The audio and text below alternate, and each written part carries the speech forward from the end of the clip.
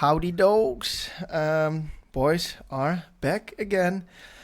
Jody made his move over from Font Romeu to finally back to sea level. He's probably on the promenade because he is sitting butt cheeky naked. Lifestyle Athlete is in Amsterdam, and for those actually that want to see this nowadays, we are putting these videos on YouTube, so you can watch them on YouTube because we are using new software since a few weeks. How do you like the new software, Joe, since you're the technicus behind the scenes? It's decent, mate. It's better than the last one. Miles better. That last one caused us no end of issues, didn't it? And they can see our beautiful faces. We're not just faces for podcasts, are we? We're faces for the TV. Exactly. What else did I want to say? Oh, yeah. So we're basically last week I did a podcast with Max Stapley. For those that were wondering, he is the Triathlon Mockery sponsored athlete. So once a week, I'm doing a podcast with Joe. That's the regular ones that we always do. And then the one with Max is called What's News, where we basically discuss weekly tri news and our thought about it. Try not to get yourselves cancelled. Not really. Not really. You know, with Max, God, that lad can swim, can't he? Did you see him in Super League? Like, holy out of the water first? moly! Do you reckon if he would do a full distance, he could do something like a low 45? I don't know, mate, but if me and you could swim like that, we'd be deadly, wouldn't we? Oh my God! Like he swims front pack short distance. I timed him in. He dropped them in Super League, didn't he? And had a gap getting out the water in a 250 metre swim. But I timed him in. Where was it? In Font Romeu. I said, do a 110. Look at doing it as easy as you can for 100 metres. This is at 1900 metres long course, like 1900 metres above sea level. And he did a 66 from a push off the wall, trying to swim 110 pace. It looked like he was swimming like 125, 130. And he did just busted out a 66, like cruising, like hardly any effort. Like no rapid. Snorkel, no fins. No fins, no snorkel, no paddles, just skin on water. Absolutely unbelievable. Have you got any highs and lows this week? Have I got any highs and lows? Oh my God, the weather turned, mate, in Font Romeu towards the end, and it was grim as anything. 5 degrees, chucking it down with raining. It must have been like almost sleeting on the top of the mountain if you went there. It went from 27 degrees one day, mate, to like being in a heat wave to like winter time back home in the space of 24 hours. That was a low. That was a blow for the last 2 days. Well, actually, was it for the last day? No, sorry, it was for the last day. So it was great to actually move away from there in the end when it turned like that. But other than that, training's just gone really well. That's a massive high, like feeling really good. Like swam long course today at sea level and was hitting probably my best times in the pool. So absolutely chuffed about that. Hopefully it will continue till race day. And then you never know, Tom, mate. I might advance from a 53-minute swimmer. I might pull away a bit. Might give you some work to do. You might be a 52 then.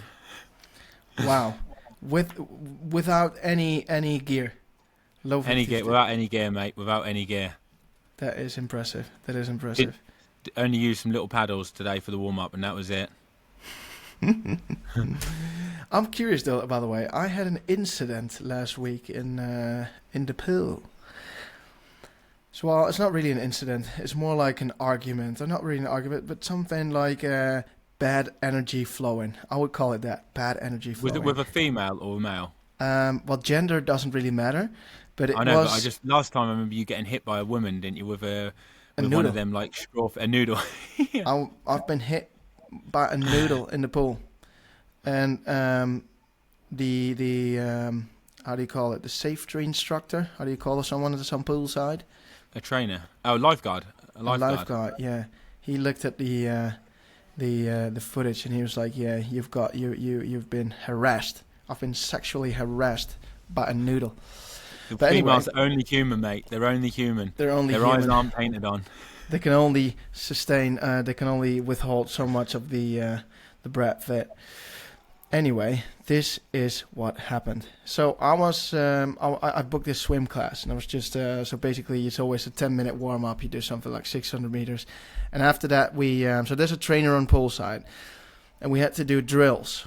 So we were sculling. So first 25 meters, I was sculling like a motherfucker, and I was out in the front. So I was going off the front, mate, lane 1, sculling. And then after, so it's 25 meters of sculling and then 25 meters back. And then she was like, excuse me, do you mind if I go first? I was a swimmer. I've been a swimmer. That's a bit of a blow, isn't it? So she's like looking at you and she's like, he's not a swimmer. There's no way that technique could be in front of me. I don't know what the fuck that meant, but it was something like, I used to be a swimmer. At that moment, I thought like, I don't know, all right, you're a swimmer, you know, fair enough. I'm just a triathlete. I'm just a 54-minute Ironman swimmer. I'm just a 54. You know, if you're a swimmer, you're a swimmer.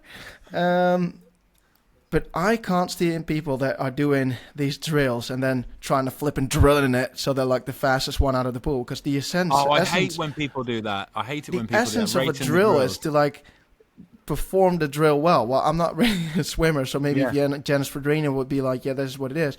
But I think, like, why would you like try and smash it? No, like the essence of the drill is like to execute the drill in the right way. Yeah. Well, anyway... So she raced the drill, did she? Is that what she was like? In my opinion, she was flipping racing. Because then, towards the end, we had to do some 50s, steady. And we always leave 5 seconds in between. So 5 seconds in between. She was going... I was catching her up every time. And I was thinking, where's the swimmer gone? You know? Maybe I'm a swimmer. Maybe you were thinking maybe I'm a swimmer. But then I was also fired up. I was fired up to show her that I was that I can... I've got some moves in the pool. So we had to do a 300 or 400 meter. I don't even know, but I knew. So I said to her, "Do you mind if I lead?" Did you say that to her? Did you say that to her after she already said that to you? Yes. After we had to do like the main set, I said, "Do you mind if I take the lead, like the lead back off of you, of your swimmer?" So she was like, "All right," and I was like, I'm going to try and rinse this one, you know? I want to settle this once and for all. And I blitzed the first 100, I think in something like 112 or 111. Bloody hell. And then the rest was like 115, 116. I flip and blitzed it. And I almost swam 50 meters faster in the 400 than her. And then she came back and I gave her the look.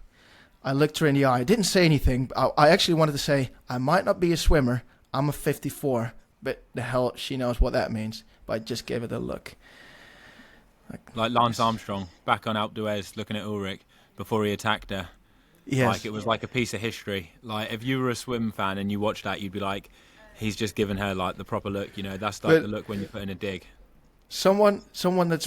I can't stand people racing the drills and then be like, I've been a swimmer. I'm a swimmer. Everyone's looking for their own little victories, mate, in sport and life. And that was her little victory. She was like, he's doing the drill properly, but he's slow at doing it, so I'm going to go in front of him. She took her little victories when she got the chance. That's what people do. There's no harm in that. Everyone wants to be a winner once or twice. Yeah. Yeah, it could be. I wish I was a swimmer.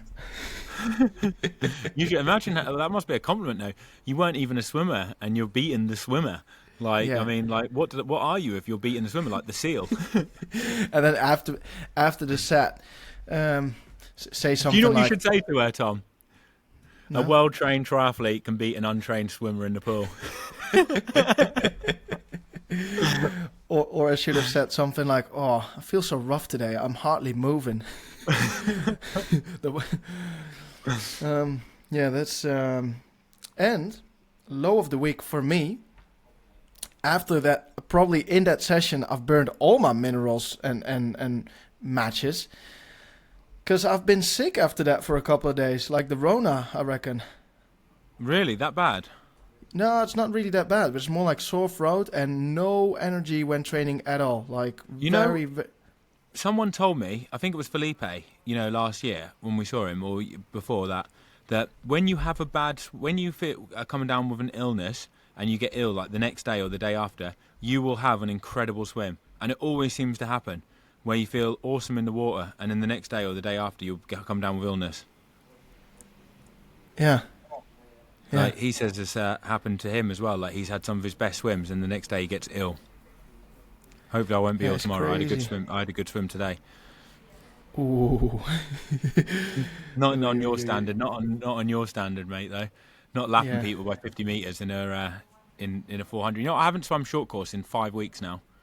Wow. Every single swim's been long course. So you imagine, mate, like you imagine on them days when you're tired from a bike and a run, what I'm like trying to get to the other end, gasping for breath, like I've had my Oh, head held under the water and stuff at altitude. Like I've the been putting thought in the of it hard work, makes me mate. sick. By the way, I was thinking last week when I was on my bike, I was thinking about the times last year in Font Romeu, and I did miss it. I did miss the times like waking up there, going to the bakery, out with the lads, with all the other athletes out there, having fun at the Oh my track. god! Fuck, What's sorry, going there's on? a rat over there. Did you just see that fucker? Oh my god! Like, there's a huge rat, mate, right next to me. What? Fucking hell. We're live on a show, Joe. You can't. No, I've got to stop, mate. I can't do this with this fucking rat right next to me. Like, he's huge. He's absolutely massive, mate. He's on that flipping thing. He's hiding behind the grass, that bird.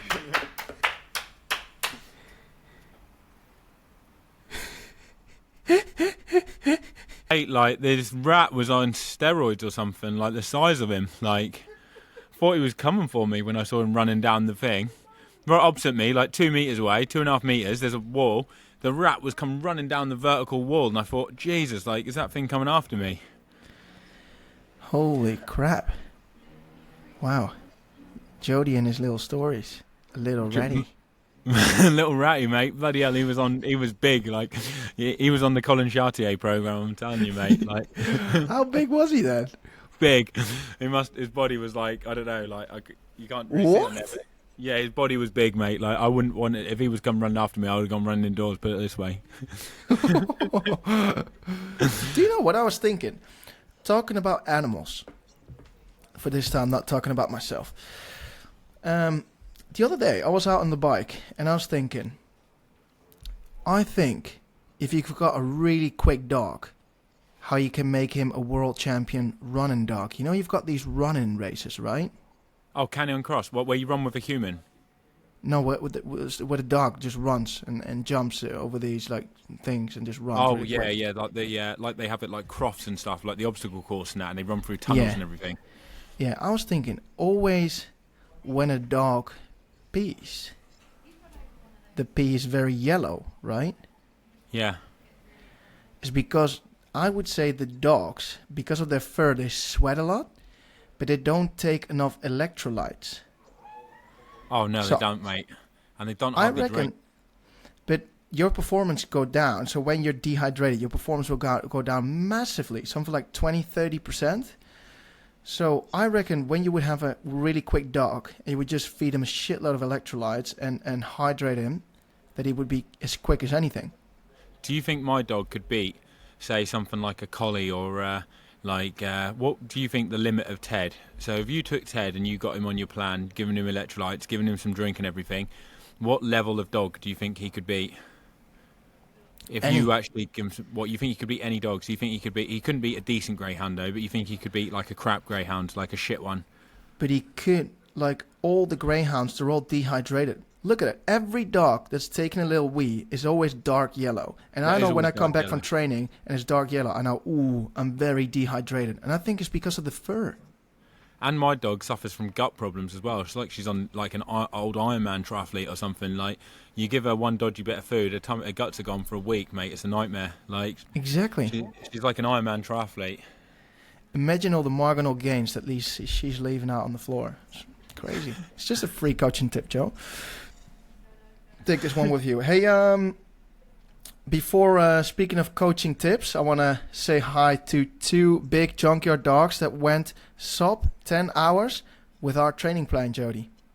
Yeah, I saw that. And one of them went Sub 9. 9:13, Was it didn't sub he? 9? No, 9:13. But like on a very good performance though. Like, and he sent us a message, a testimonial, saying that it helped him and his brother or something, or his Yeah, him and his something like brother. that. Him and his brother. So that was awesome to see. Like, it makes it feel like it's worthwhile, doesn't it, when you get messages like that? Exactly. This winter we'll put out more training, generic training plans for race specific, so off-season training plan, 70.3 and Ironman plan. But for now, this 16-week training plan and there's a novice level and there's a pro level. It's 100 pages thick. Your boys have been crafting.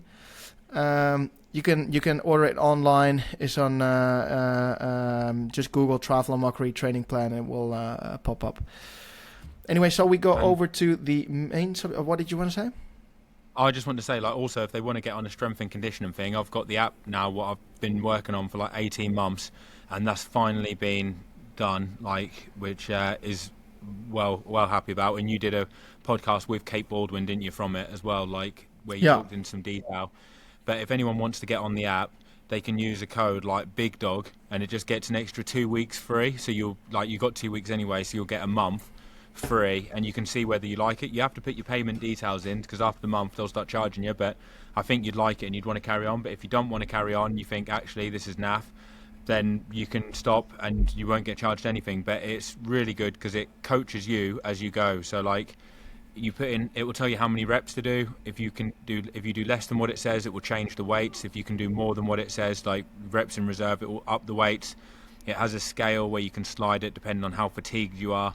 So it will change your sessions, and it coaches you as you go, and you can pick triathlon plan, cycling plan, swimming plan, or running plan, and there's an injury one as well for people. So this is a strength-based plan. So if you're looking for strength training, you don't know what to do, Valère is what the app is called, and with code Big Dog, is it Big Dog or Big Dog 10?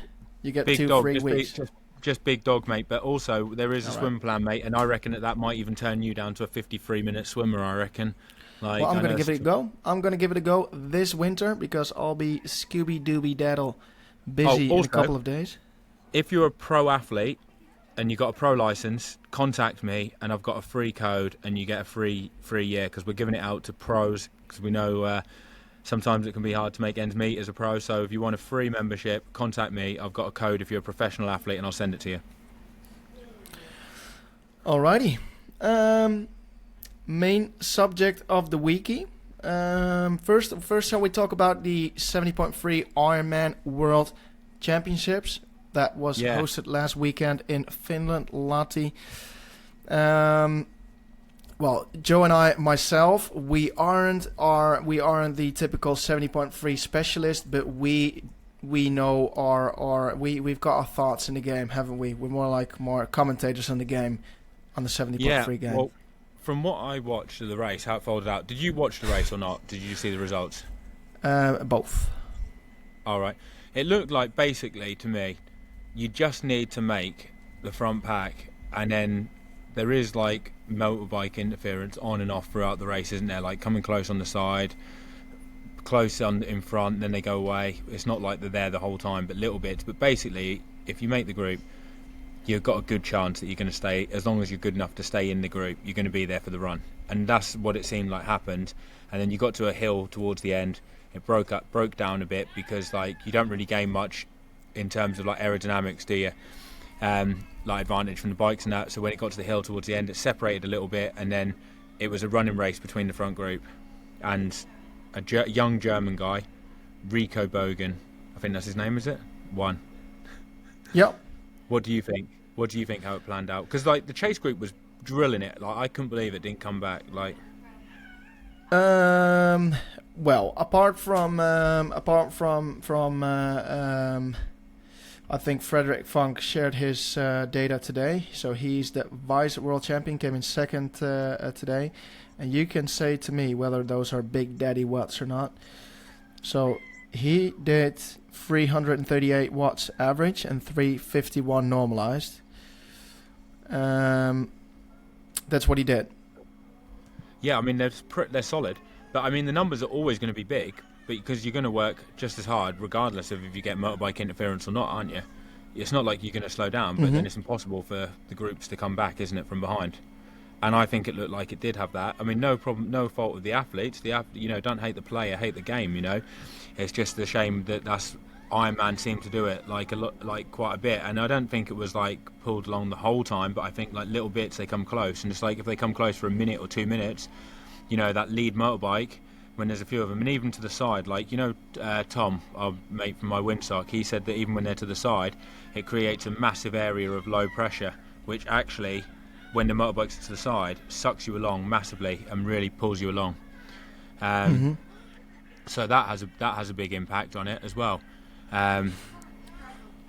Also, what's that?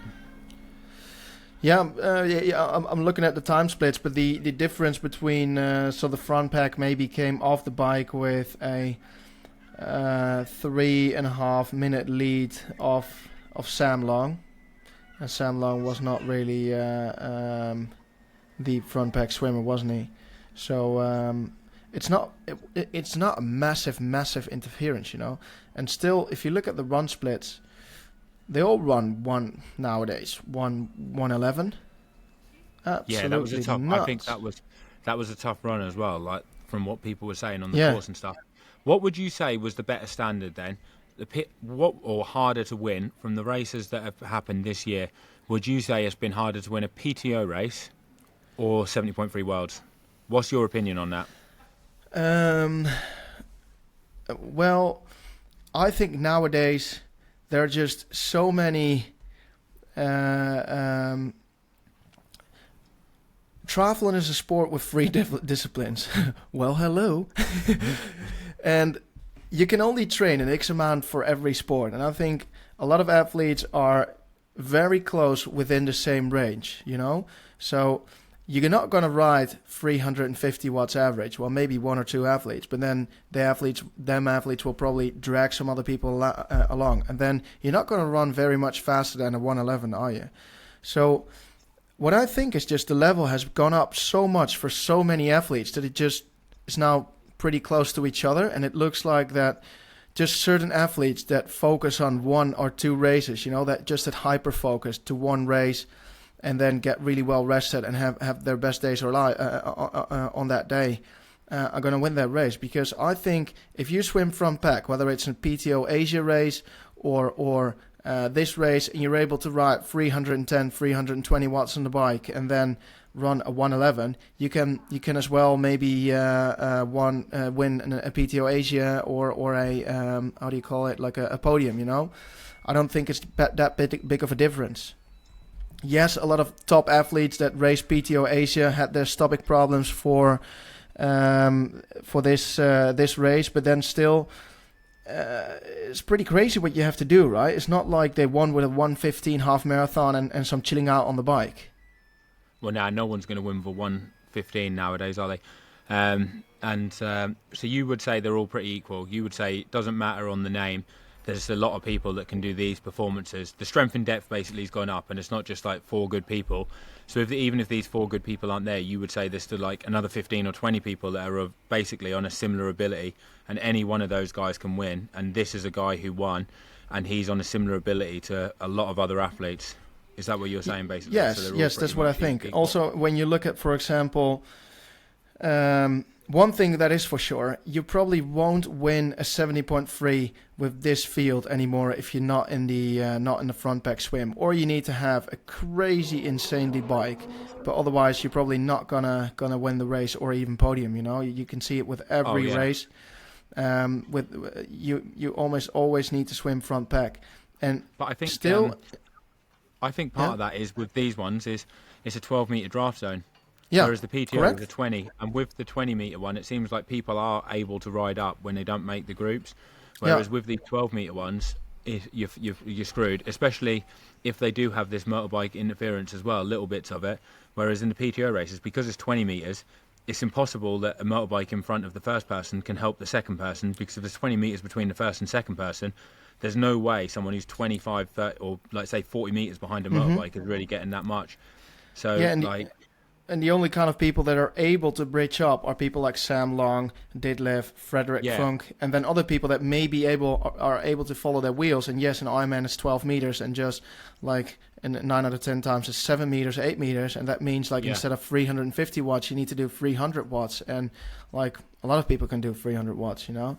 I don't even think it's like that. I think it's easier than that in some races. Like I know when I've been in a pack before, and on the front I've been putting out 320, 330, and then I'm sat in 6 person, I'm doing 220. But don't you think it's just nowadays insane how many people are able to do some sort of performance. I remember when I started racing back in 2017 as an amateur, as an age grouper. I think no one was running a 110, 111. It was more like 113, 115, and then that was only like 2 or 3 pros, and then the rest of the pros were just running like 118s, 117s, something like that. But nowadays, if you look in the top 10, there's only one athlete, well, it's the World Championship, but only one athlete that probably had a very, very, very shit day and came in 5th with a 115, but all the others, 112, 112, 110, 112, 110, till like the 10th place, all 110, is a crazy pace. If you do the Ironman, if you do a half marathon, for example, in Hamburg, that's not the main race there because the marathon in Hamburg is the main one, but you can probably win the half marathon there or podium with a 110, and this is off the bike in a swim, so you're impressed? I'm impressed. I'm thinking like, yeah, how the hell, yeah. Oh, Mark Dubrick, who was on our training camp, got the fastest run as well. Yeah, I saw that, 110. If you were running with him on the track, how did you compare? Because I know you, with all respect, Jody, you are an Ironman kind of guy, but in halves you are pretty shit. Well, I didn't do a track session with him, but I mean, like, to be fair, on the track, I'm pretty good on the track, to be fair. Like, I did a session with Max Stapley, and we were together for the whole thing.